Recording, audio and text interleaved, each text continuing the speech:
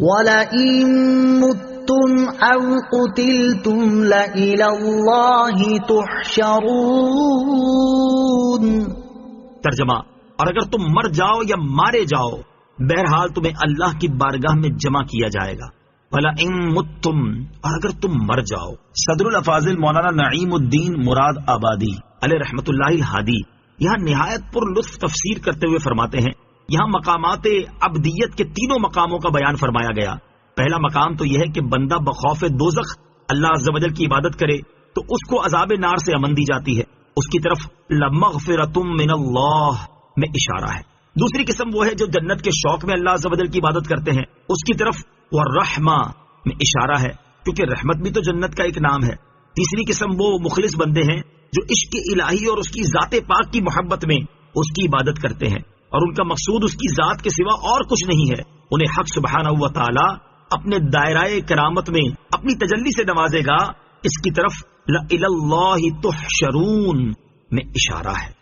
فَبِمَا رَحْمَةٍ مِّنَ اللَّهِ لِنتَ لَهُمْ وَلَوْ كُنتَ فَظًّا غَلِيظَ الْقَلْبِ لَانفَضُّوا مِنْ حَوْلِكَ فَاعْفُ عَنْهُمْ وَاسْتَغْفِرْ لَهُمْ وَشَاوِرْهُمْ فِي الْأَمْرِ فَإِذَا عَزَمْتَ فَتَوَكَّلْ عَلَى اللَّهِ إِنَّ اللَّهَ يُحِبُّ الْمُتَوَكِّلِينَ۔ ترجمہ: تو اے حبیب، اللہ کی کتنی بڑی مہربانی ہے کہ آپ ان کے لیے نرم دل ہیں، اور اگر آپ ترش مزاج سخت دل ہوتے تو یہ لوگ ضرور آپ کے پاس سے بھاگ جاتے۔ تو آپ ان کو معاف فرماتے رہو اور ان کی مغفرت کی دعا کرتے رہو اور کاموں میں ان سے مشورہ لیتے رہو۔ پھر جب کسی بات کا پختہ ارادہ کر لو تو اللہ پر بھروسہ کرو، بے شک اللہ توکل کرنے والوں سے محبت فرماتا ہے۔ فَبِمَا رَحْمَةٍ مِّنَ اللَّهِ، تو اللہ کی کتنی بڑی رحمت ہے۔ اس آیت میں رسول اکرم صلی اللہ تعالی علیہ وآلہ وسلم کے اخلاق کریمہ کا بیان کیا جا رہا ہے۔ چنانچہ ارشاد فرمایا کہ اے حبیب صلی اللہ تعالی علیہ وآلہ وسلم، اللہ تعالیٰ کی آپ پر کتنی بڑی رحمت ہے کہ اس نے آپ صلی اللہ تعالی علیہ وآلہ وسلم کو نرم دل، شفیق اور رحیم و کریم بنایا، اور آپ صلی اللہ تعالی علیہ وآلہ وسلم کے مزاج میں اس درجہ لطف و کرم اور شفقت و رحمت پیدا فرمائی کہ غزوہ احد جیسے موقع پر آپ علیہ الصلوۃ والسلام نے غضب کا اظہار نہ فرمایا، حالانکہ آپ کو اس دن کس قدر اذیت و تکلیف پہنچی تھی۔ اور اگر آپ صلی اللہ تعالی علیہ وآلہ وسلم سخت مزاج ہوتے اور میل برتاؤ میں سختی سے کام لیتے تو یہ لوگ آپ علیہ الصلوۃ والسلام سے دور ہو جاتے۔ تو اے حبیب، آپ ان کی غلطیوں کو معاف کر دیں اور ان کے لیے دعائے مغفرت فرما دیں، تاکہ آپ صلی اللہ تعالی علیہ وآلہ وسلم کی سفارش پر اللہ تعالیٰ بھی انہیں معاف فرما دے۔ تاجدار رسالت صلی اللہ تعالی علیہ وآلہ وسلم کے اخلاق کریمہ کی ایک جھلک۔ حضور اقدس صلی اللہ تعالی علیہ وسلم کے اخلاق کریمانہ کی تو کیا شان ہے۔ اللہ عز و جل نے تورات و انجیل میں بھی آپ علیہ الصلوۃ والسلام کے اخلاق عالیہ کا ذکر فرمایا تھا۔ چنانچہ حضرت عبداللہ بن سلام رضی اللہ تعالی عنہ فرماتے ہیں، جب اللہ تعالیٰ نے زید بن سعنہ کی ہدایت کا ارادہ فرمایا تو زید بن سعنہ نے کہا، میں نے جب حضور اقدس صلی اللہ تعالی علیہ وسلم کے روئے انور کی زیارت کی تو اسی وقت آپ میں نبوت کی تمام علامات پہچان لی، البتہ دو علامتیں ایسی تھیں جن کی مجھے خبر نہ تھی کہ وہ آپ علیہ الصلوۃ والسلام میں ہیں یا نہیں۔ ایک یہ کہ آپ علیہ الصلوۃ والسلام کا حلم آپ صلی اللہ تعالی علیہ وسلم کے غضب پر سبقت لے جاتا ہے، اور دوسری یہ کہ آپ کے ساتھ جتنا زیادہ جہالت کا برتاؤ کیا جائے آپ صلی اللہ تعالی علیہ وآلہ وسلم کا حلم اتنا ہی بڑھتا چلا جائے گا۔ میں موقع کی تلاش میں رہا تاکہ آپ علیہ الصلوۃ والسلام کا حلم دیکھ سکوں۔ ایک دن نبی اکرم علیہ الصلوۃ والسلام اپنے حجروں سے باہر تشریف لائے اور حضرت مولا علی کرم اللہ تعالی وجہ الکریم آپ کے ساتھ تھے کہ دیہاتی جیسا ایک شخص اپنی سواری پر آپ صلی اللہ تعالی علیہ وسلم کی بارگاہ میں حاضر ہوا اور عرض کی، فلاں قبیلے کی بستی میں رہنے والے قحط اور خشک سالی کی مصیبت میں مبتلا ہے۔ میں نے ان سے کہا کہ اگر تم لوگ اسلام قبول کر لو تو تمہیں کثیر رزق ملے گا۔ انہوں نے اسلام قبول کر لیا ہے۔ یا رسول اللہ صلی اللہ تعالی علیہ وسلم، مجھے ڈر ہے کہ جس طرح وہ رزق ملنے کی امید پر اسلام میں داخل ہوئے کہیں وہ رزق نہ ملنے کی وجہ سے اسلام سے نکل نہ جائیں۔ اگر ممکن ہو تو ان کی طرف کوئی ایسی چیز بھیج دیں جس سے ان کی مدد ہو جائے۔ حضور پرنور علیہ الصلوۃ والسلام نے اس شخص کی طرف دیکھا اور حضرت علی المرتضیٰ کرم اللہ تعالی وجہ الکریم کو دکھایا تو تو انہوں نے عرض کی یا رسول اللہ صلی اللہ تعالی علیہ وسلم اس میں سے کچھ باقی نہیں بچا۔ زید بن ثانہ کہتے ہیں میں حضور اقدس صلی اللہ تعالی علیہ وسلم کے قریب ہوا اور کہا اے محمد صلی اللہ تعالی علیہ وسلم، کیا آپ ایک مقررہ مدت تک فلاں قبیلے کے باغ کی معین مقدار میں کھجوریں مجھے بیچ سکتے ہیں؟ آپ علیہ الصلوۃ والسلام نے ارشاد فرمایا اے یہودی ایسے نہیں، میں ایک مقررہ مدت تک اور معین مقدار میں کھجوریں تمہیں بیچوں گا، لیکن کسی باغ کو خاص نہیں کروں گا۔ زید بن ثانہ کہتے ہیں میں نے کہا ٹھیک ہے، چنانچہ میں نے ایک مقررہ مدت تک معین مقدار میں کھجوروں کے بدلے 80 مسکال سونا پیارے آقا علیہ الصلوۃ والسلام کو دے دیا، اور آپ صلی اللہ تعالی علیہ وسلم نے وہ سونا اس شخص کو دے کر فرمایا کہ یہ سونا ان لوگوں کے درمیان تقسیم کر دو اور اس کے ذریعے ان کی مدد کرو۔ زید بن ثانہ کہتے ہیں جب وہ مدت پوری ہونے میں 2 یا 3 دن رہ گئے تو میں نے مسجد میں آپ علیہ الصلوۃ والسلام کا دامن اقدس پکڑ کر تیز نگاہ سے دیکھتے ہوئے یوں کہا اے محمد میرا حق ادا کرو۔ اے عبد المطلب کے خاندان والو، تم سب کا یہی طریقہ ہے کہ تم لوگ ہمیشہ لوگوں کے حقوق ادا کرنے میں دیر لگایا کرتے ہو اور ٹال مٹول کرنا تم لوگوں کی عادت بن چکی ہے۔ اس دوران میں نے حضرت عمر فاروق رضی اللہ تعالیٰ عنہ کی طرف دیکھا تو ان کی آنکھیں ان کے چہرے پر گھوم رہی تھی۔ انہوں نے جلال بھری نظروں سے دیکھتے ہوئے مجھ سے فرمایا اے دشمن خدا، کیا تم رسول اللہ صلی اللہ تعالی علیہ وسلم سے ایسی بات اور ایسی حرکت کر رہے ہو؟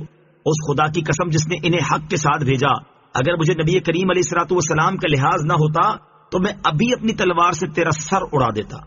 رسول کریم علیہ الصلوۃ والسلام پرسکون انداز میں حضرت عمر کی طرف دیکھنے لگے اور مسکرائے، پھر ارشاد فرمایا ہم دونوں کو اس کے علاوہ چیز کی زیادہ ضرورت تھی کہ تم مجھے اچھے طریقے سے ادائیگی کا کہتے اور اسے اچھے انداز میں مطالبہ کرنے کا کہتے۔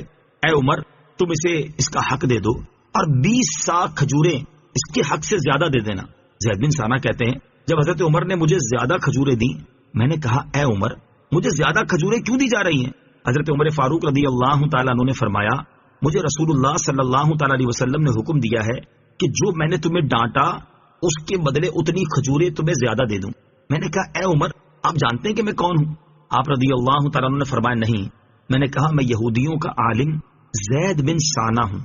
آپ نے فرمایا پھر تم نے رسول اللہ صلی اللہ تعالیٰ علیہ وسلم کو جو باتیں کہیں اور ان کے ساتھ جو حرکت کی وہ کیوں کی؟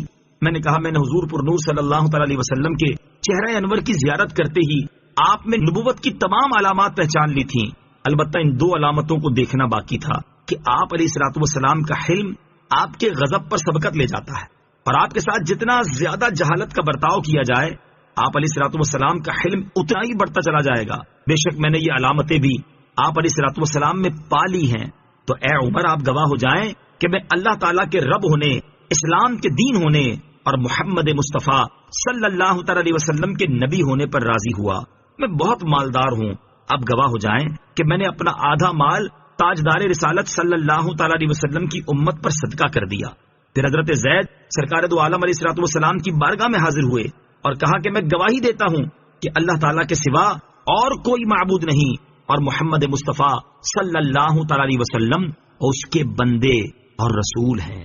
وشاورہم فی الامر، اور کاموں میں ان سے مشورہ لیتے رہو، یعنی اہم کاموں میں ان سے مشورہ بھی لیتے رہیں کیونکہ اس میں ان کی دلداری بھی ہے اور عزت افزائی بھی، اور یہ فائدہ بھی کہ مشورہ سنت ہو جائے گا اور آئندہ امت اس سے نفع اٹھاتی رہے گی۔ پھر جب مشورے کے بعد آپ کسی بات کا پختہ ارادہ کر لیں تو اپنے کام کو پورا کرنے میں اللہ تعالیٰ پر بھروسہ کریں، بے شک اللہ تعالیٰ توکل کرنے والوں سے محبت فرماتا ہے اور ان کی مدد فرماتا ہے اور انہیں اس چیز کی طرف ہدایت دیتا ہے جو ان کے لیے بہتر ہو۔ مشورہ اور توکل کے معنی اور توکل کی ترغیب۔ مشورہ کے معنی ہے کسی معاملے میں دوسرے کی رائے دریافت کرنا۔ مشورہ لینے کے ساتھ اللہ تعالیٰ نے یہ بھی فرما دیا کہ مشورے کے بعد جب آپ علیہ الصلوۃ والسلام کسی چیز کا پختہ ارادہ کر لے تو اسی پر عمل کرے اور اللہ عز و جل پر توکل کرے۔ توکل کے معنی ہے اللہ تبارک و تعالیٰ پر اعتماد کرنا اور کاموں کو اس کے سپرد کر دینا۔ مقصود یہ ہے کہ بندے کا اعتماد تمام کاموں میں اللہ عز و جل پر ہونا چاہیے، صرف اسباب پر نظر نہ رکھے۔ حضرت عمران بن حسین رضی اللہ تعالیٰ عنہ سے روایت ہے، حضور پر نور صلی اللہ تعالی علیہ وسلم نے ارشاد فرمایا، جو اللہ عز و جل پر بھروسہ کرے تو ہر مشکل میں اللہ تعالیٰ اسے کافی ہوگا اور اسے وہاں سے رزق دے گا جہاں اس کا گمان بھی نہ ہو، اور جو دنیا پر بھروسہ کرے تو اللہ تعالیٰ اسے دنیا کے سپرد فرما دیتا ہے۔ حضرت عمر فاروق رضی اللہ تعالیٰ عنہ سے روایت ہے، نبی اکرم صلی اللہ تعالی علیہ وسلم نے ارشاد فرمایا، اگر اللہ عز و جل پر جیسا چاہیے ویسا توکل کرو تو تم کو ایسے رزق دے جیسے پرندوں کو دیتا ہے کہ وہ صبح کو بھوکے جاتے ہیں اور شام کو شکم سیر لوٹتے ہیں۔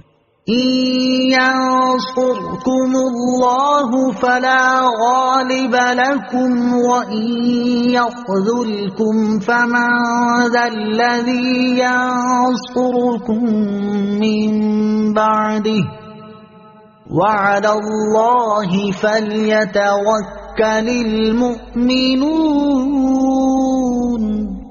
ترجمہ: اگر اللہ تمہاری مدد کرے تو کوئی تم پر غالب نہیں آ سکتا، اور اگر وہ تمہیں چھوڑ دے تو پھر اس کے بعد کون تمہاری مدد کر سکتا ہے؟ اور مسلمانوں کو اللہ ہی پر بھروسہ کرنا چاہیے. ينصركم الله. اگر اللہ تمہاری مدد کرے. ارشاد فرمایا کہ اگر اللہ عز و جل تمہاری مدد کرے تو کوئی تم پر غالب نہیں آ سکتا. اور یہ یاد رکھو کہ اللہ تعالیٰ کی مدد وہی پاتا ہے جو اپنی قوت و طاقت پر بھروسہ نہیں کرتا، بلکہ اللہ تعالیٰ کی قدرت و رحمت کا امیدوار رہتا ہے. اور اگر اللہ عز و جل تمہیں چھوڑ دے تو اس کے چھوڑنے کے بعد کون تمہاری مدد کر سکتا ہے؟ یقیناً کوئی نہیں. غزوہ بدر و حنین سے دونوں باتیں واضح ہو جاتی ہیں. غزوہ بدر میں کفار کا لشکر تعداد، اسلحہ اور جنگی طاقت کے اعتبار سے مسلمانوں سے بڑھ کر تھا، لیکن مسلمانوں کا پورا بھروسہ اللہ تعالیٰ کی ذات پر تھا، جس کا نتیجہ مسلمانوں کی فتح و کامرانی کی شکل میں ظاہر ہوا اور فرشتوں کی صورت میں اللہ تعالیٰ کی مدد نازل ہوئی. جبکہ غزوہ حنین میں بعض مسلمانوں نے اپنی عددی کثرت پر فخر کا اظہار کیا، جس کے نتیجے میں مسلمانوں کو سخت نقصان اٹھانا پڑا. پورا واقعہ سورہ توبہ آیت 25 میں مذکور ہے.